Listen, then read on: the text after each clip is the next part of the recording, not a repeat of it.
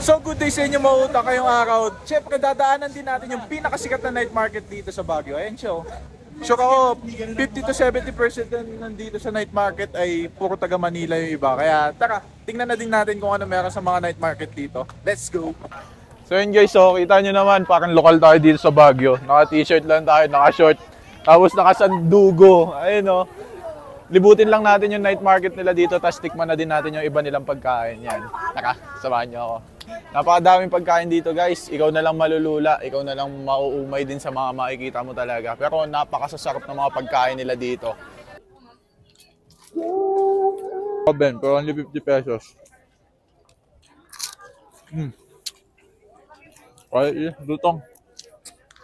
Thumbs up, isa pang heart sa Baguio. So yun guys, tikman natin yung tanghulo nila dito for only 50 pesos. Yan o, parang nakatuhog-tuhog siya style. Tapos prutas naman siya. May grapes, may strawberry. Tapos ayan, coated siya ng asukal.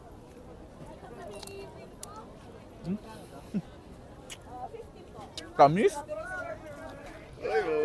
Grapes na siya, tapos coated pa siya ng sugar coat. Tapos malagkit, medyo malagkit sa ipin yung niya. Asukal. Pero masarap.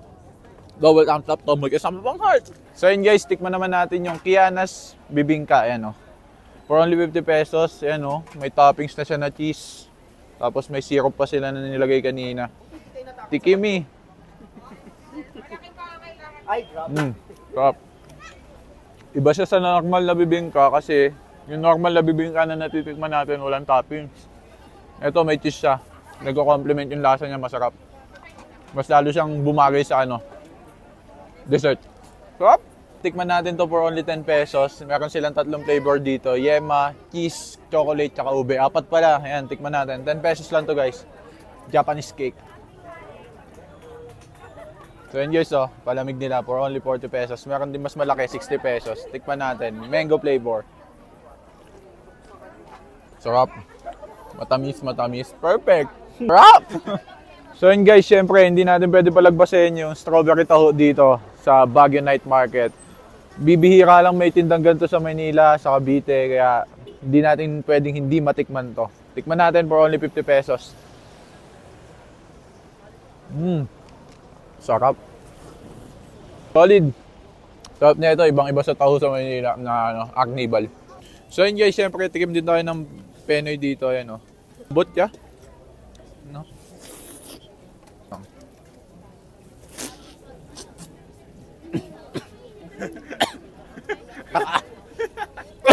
Anghang.